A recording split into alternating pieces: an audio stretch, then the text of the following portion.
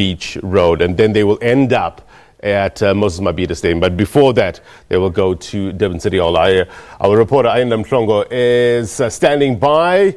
Ayanda, very good morning to you. What's the vibe there? Does she love you like I did?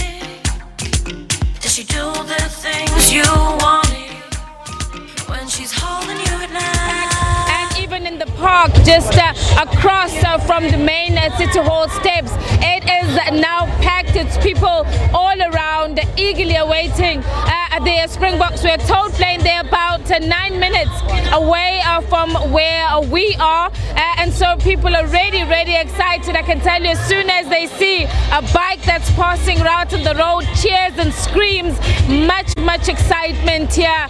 A Springbok fever certainly has hit the city centre. So much excitement and anticipation as hundreds of residents of eThekwini have come out here to welcome these champions, to welcome these South African legends. They cannot wait to see that Webb Alice Trophy. Of course, it's going to be, they're going to come in playing, and right up at the top of the first floor of City Hall, that is where they're going to be standing, and that is where the public is going to be able to see the Springboks, that captain Siya Kolisi, as he shows them this trophy. So, but as we continue to talk with people who are here, and the excitement that is here, now bringing my next guest, which is Archie Setlago from the KZN Rugby Union. Archie, thank you so much for joining us. Let's first start with this amazing atmosphere, this mood from the KZN Rugby Union. I mean, bringing back this trophy, bringing back the cup to South Africa, what a moment it's been for our country. It is. It's actually been a very it's a very good achievement by our national side. So then that only 18 months ago, this sort of team started coming together, and then, 18 months later, we were world champions. Yeah, like 2 years ago, it was all doom and gloom. We're worried about where we're going with our team, and then now we're world champions, against all odds. So it's fantastic, yeah. I mean, I've been speaking to some of the people that are here, particularly the more younger people who are now saying, well, we're now interested. We've seen the champions. Could rugby be an option for us? You're very much involved in rugby development. Take us through where we are, particularly here in the province of KwaZulu-Natal. We know in provinces like the Western Cape, like the Eastern Cape, plans and programs are there for early development of rugby, but not so much here in KZN. Well, not necessarily true. So we've had a program that's been running since the late 90s, which is part of our KZN development program. So it's just gotten bigger and bigger as time has gone on.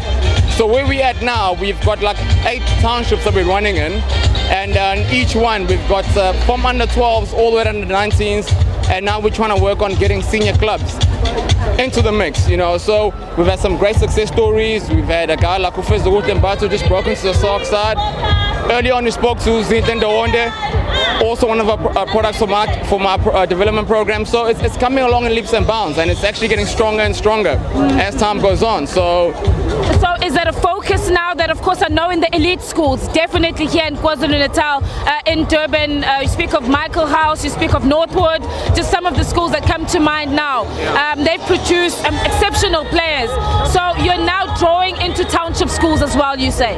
Yeah, so some of these players that you mentioned from the Northwoods, the Michael House, are players that have actually come through our system, that they have actually gone and offered bursaries to them.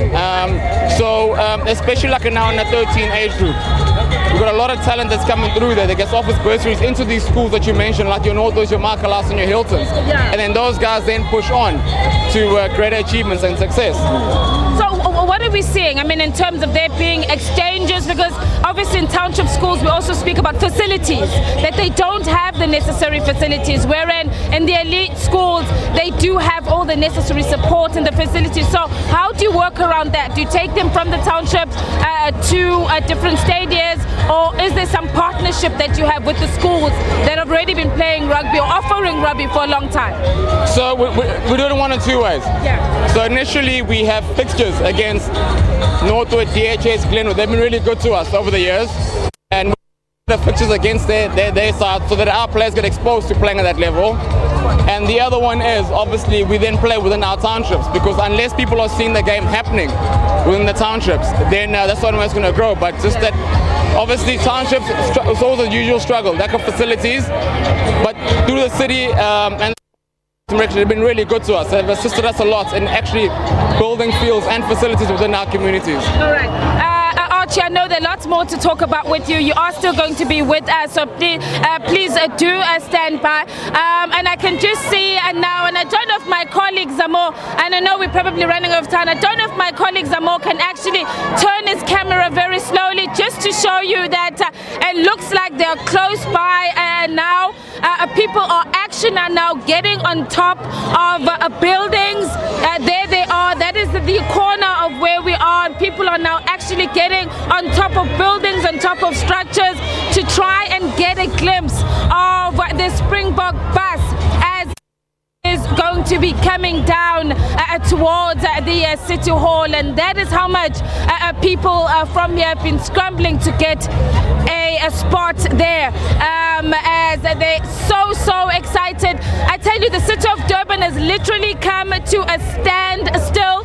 We know that in the two main streets, that is West Street, which is now Dr. Pixley Gasama Street, as well as just adjacent to us, Anton Lambeta Street, formerly Smith Street. 2 lanes are going to be closed on both of those roads, but at the moment, from where I am, the traffic has actually come to a standstill. I'm told by people who've been sending us messages that cars have come to a standstill, taxis have come to a standstill.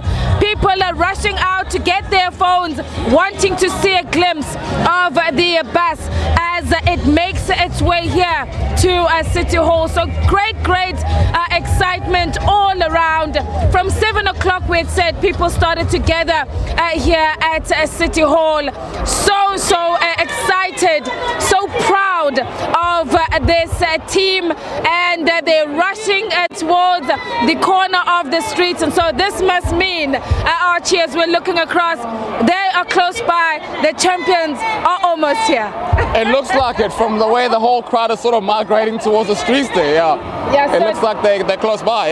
Just Archie, I mean, I know we were speaking about development, but this mood, I mean, people are actually risking their lives, really. That must be quite dangerous to get on top of these buildings, but all just to get a glimpse, just to get that picture of this place as it means. I mean, this is incredible. It's amazing, isn't it? It's like these guys behind us, I actually have no idea how they got up there. I've been like warning the whole morning. And even the guys on the roof on the far side, so it's quite a nice vibe, eh? So and I mean, this says to us, earlier on we were speaking, I was saying the young, the old, people from all walks of life, black, white.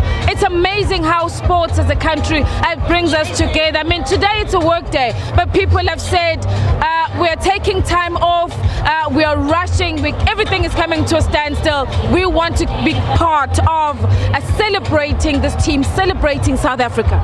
Look, I mean, we live in an amazing country. I mean, just look at the people that are gathered amongst us here, you know, people from, as you said, different walks of life, young, old, male, females, you know, it's actually like phenomenal, you know, and all of them just want to get like a glimpse of the heroes. So it's you know, it's a pity we can't be like this, you know, all the time, you know, so yeah. And I think when you look at crowds like this and what the Springboks have done to our country and our nation, where we so much needed this unity, we just needed an event like this to sort of bring us together again. But we will, of course, coming back to you a little bit later. You are going to be with us as we await in a few minutes' time. That bus is going to arrive here at City Hall. But for now, let's take things back to you, Plain in studio.